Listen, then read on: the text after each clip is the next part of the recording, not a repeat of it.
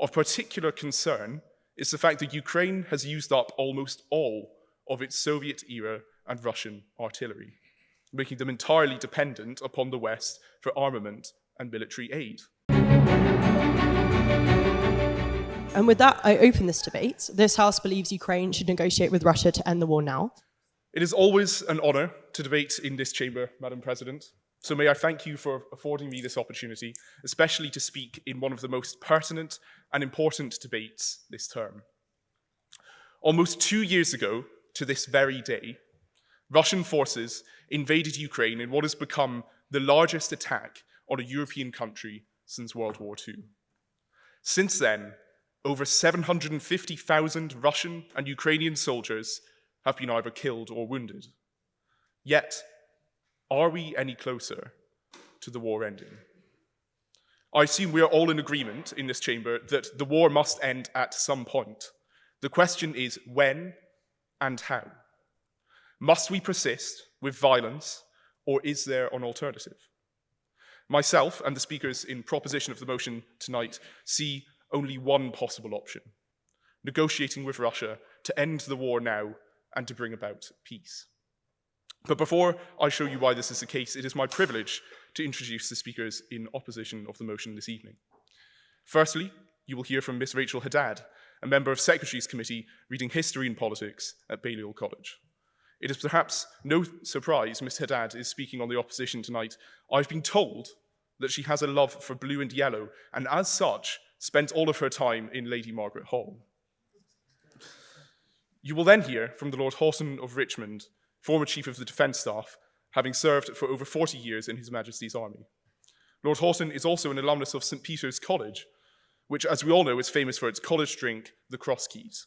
Let's see if Lord Houghton can unlock a winning strategy to the war in Ukraine that no one else could find. Finally, Mr. Ross Skaronsky will conclude the case for the opposition. Mr. Skaronsky is the founder of Mission Kharkiv, an NGO sending life-saving anti-cancer medication to besieged Ukrainian cities. He also holds a master's degree in mathematics, but clearly he can't add up that the war cannot continue. Madam President, these are your speakers, and they are most welcome.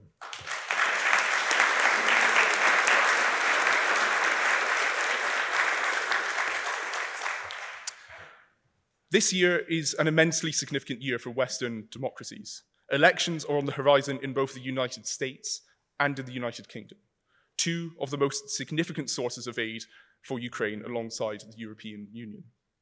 The most important factor in the outcome of the war for Ukraine is whether these countries will continue to support them through financial, military, and humanitarian aid. Their survival is entirely dependent upon the wider international community's support. It is no secret that US aid has slowed to a halt, and that if elected, President Trump would likely cut back even further on aid to Ukraine. Whilst it may be all of our worst nightmares, the possibility of this outcome is terrifyingly real, and the implications for Ukraine cannot be overstated. Meanwhile, in the United Kingdom, Keir Starmer may have emphasised the importance of standing by Ukraine, but only time will tell whether a potential Labour government will be able to live up to their word. Ukraine's military counter-offensive, launched in June 2023, has undeniably made less progress than hoped and expected. And as such, Ukrainian forces have found themselves locked in a stalemate on the front line. Of particular concern is the fact that Ukraine has used up almost all of its Soviet-era and Russian artillery, making them entirely dependent upon the West for armament and military aid. Russia, on the other hand, has transitioned to a military economy, capable of firing over 10,000 artillery shells a day to Ukraine's 2,000. The point I am illustrating is that after over £150 billion worth of aid, Russia still occupies Ukrainian territory, Russia still has more ammunition and troops, and Russia is still able to fight this war without support from other countries.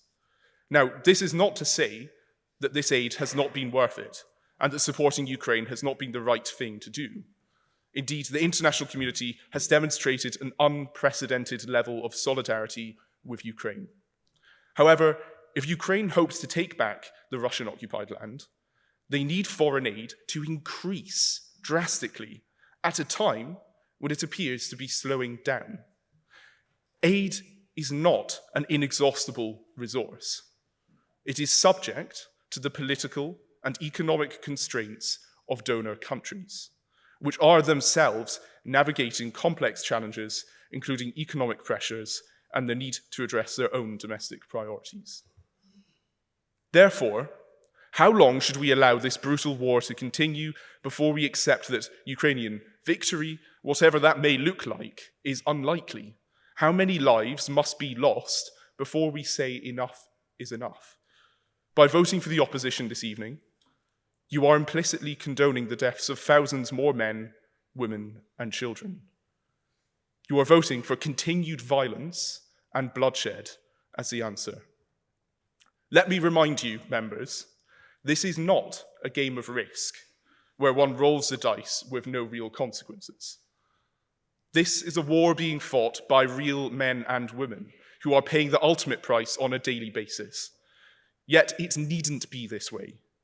Do not cut off your nose to spite your face.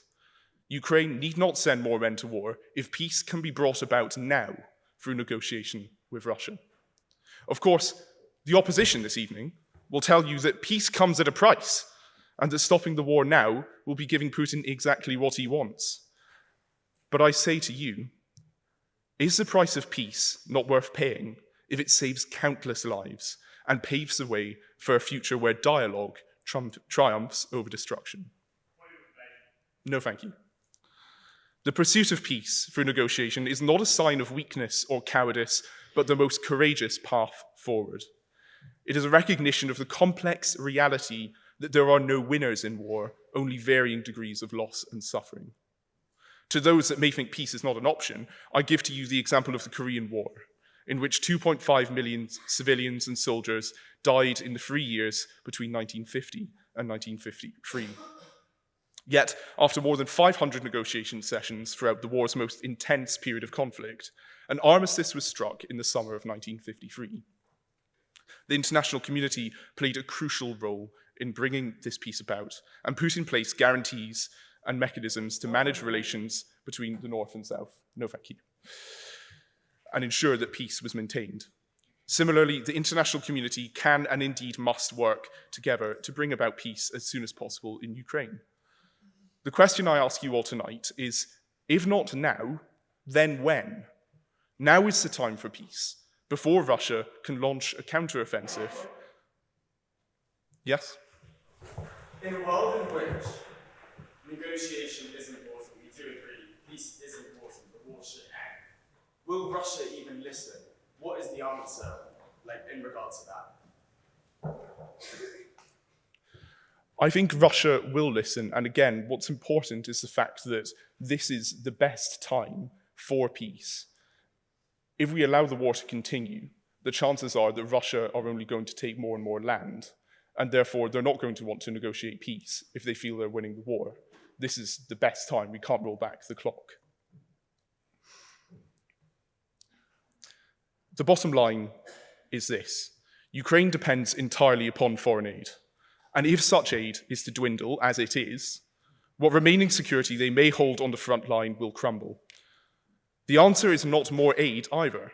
Not simply is this an unlikely possibility, but on a matter of principle, death and destruction simply cannot be the answer. Members, it is imperative that we reflect deeply on the gravity of the decision that lies before us. The narratives we've woven, the arguments presented, and the historical parallels drawn all converge to a singular, undeniable truth. The pursuit of peace is not merely an option, but a necessity, a moral imperative that transcends geopolitical ambitions and national interests. As you walk out of this chamber this evening, you will stand at a crossroads. Will you choose to continue to tread the worn path of conflict, or shall you forge a new path, a path of peace? We on Side Proposition this evening do not suggest a capitulation to aggression, nor a compromise of sovereignty. Instead, we advocate for a recognition of our shared humanity, for an acknowledgement that every life lost is a tragedy. To vote in favour of negotiation is not to concede defeat, but to champion the highest form of victory, the preservation of life and the restoration of peace. Madam President, members of this society, let us be guided by the unwavering belief in our collective capacity to shape a future where dialogue triumphs over discussion, where bridges are built, not burned, and where the legacy we leave is not one of endless conflict, but of enduring peace. Thank you.